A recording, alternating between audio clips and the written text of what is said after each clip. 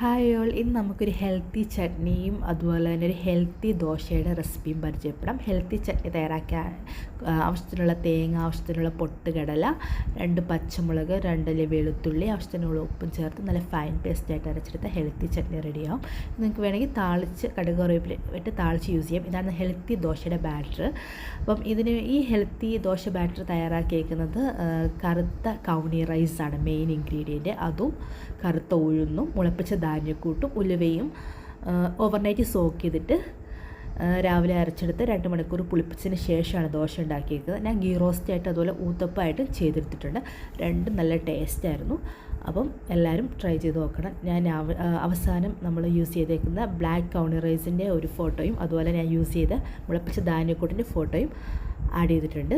Detailed നമ്മുടെ റെസിപ്പിയുടെ detail ഞാൻ ഡിസ്ക്രിപ്ഷനിൽ ആഡ് ചെയ്യാം. അപ്പോൾ എല്ലാവരും